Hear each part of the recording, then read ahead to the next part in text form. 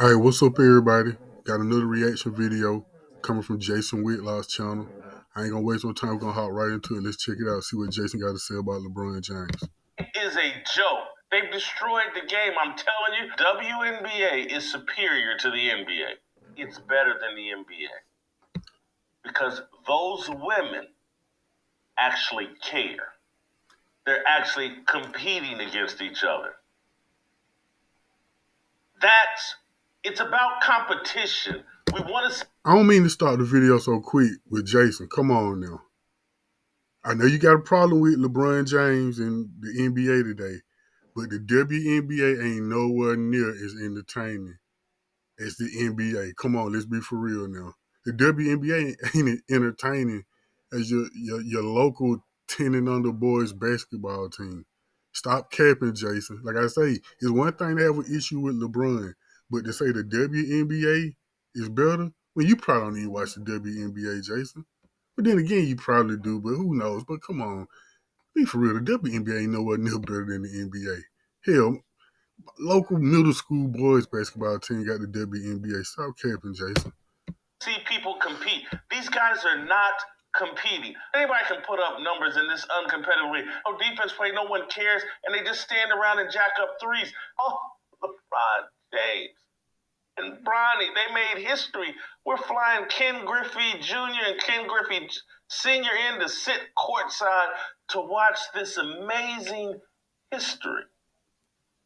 Bronny and LeBron are going to take the court together. This is magic. I think I saw a tweet from Emmanuel Acho. He had chills watching LeBron and Bronny play, and he was moved to emotion. I'm like, what are you talking about? They're making a mockery of the game. This is the circus. This isn't about competition. This is about LeBron's ego, and everybody's in on it. And so it's hard for anybody to tell the truth. Hats off. TNT had a big meeting clearly before the game, and they decided, hey, Chuck, we're not going to ask you to destroy your brand. Go ahead and tell the truth here. Kenny, we are going to ask you to destroy your brand. You defend this Bronny LeBron deal, and Shaq, don't say anything. Shaq just sit over in the corner and don't say anything. And Shaq probably told him, like, I'm not in this. I'm not getting in it.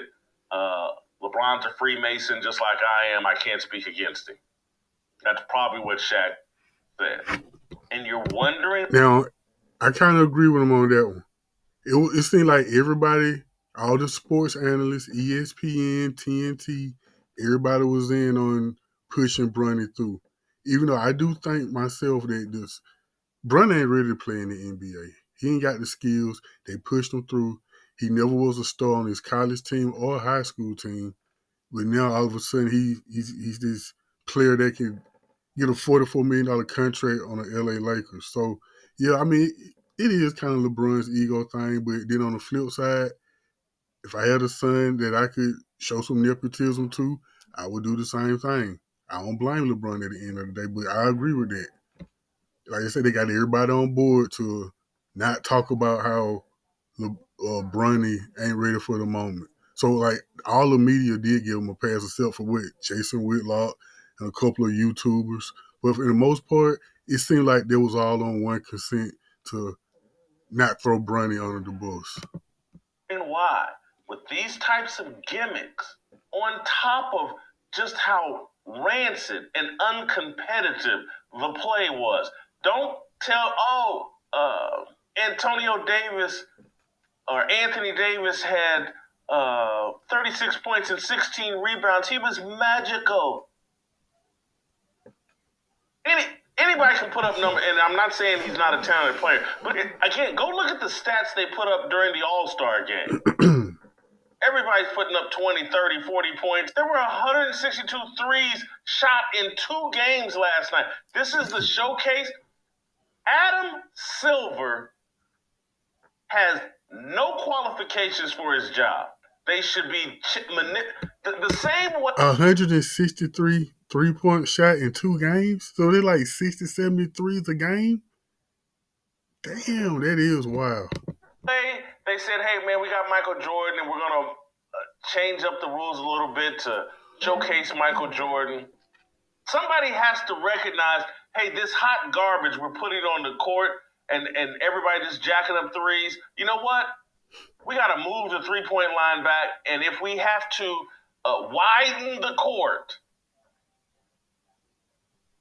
to make three-pointers from the baseline harder so we can extend that out, and we certainly need to move the three-point line back. This three-point shoot, it's a mockery. But they're all drowning in money, in millions upon millions of dollars, so they don't fix anything.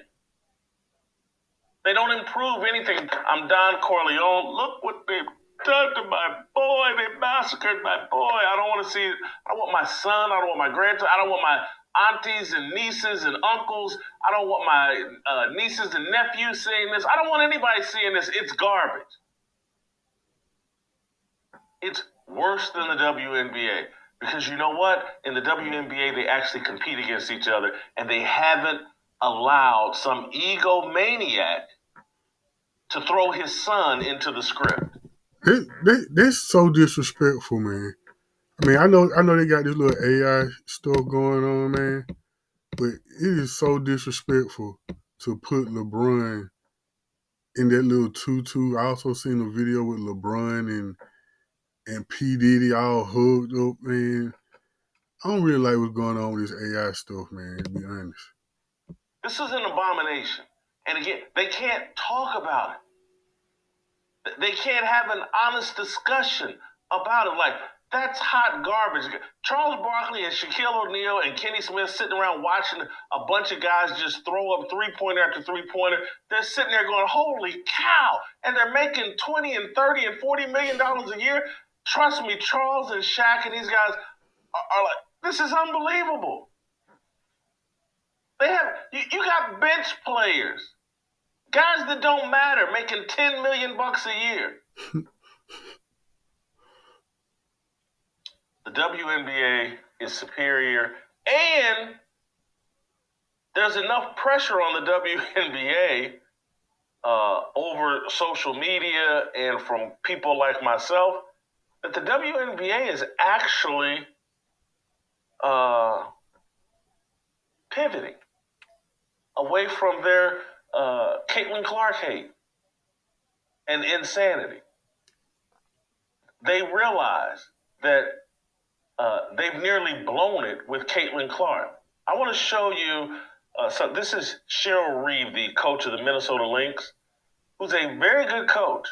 I'm haven't been the hugest fan of hers because didn't like the way she welcomed Caitlin Clark to the league. She was part of the hate group, the part of the Alphabet Mafia hate group that couldn't stand Caitlin Clark. Cheryl Reeve was the Olympic coach that participated in keeping Caitlin Clark off the Olympic team.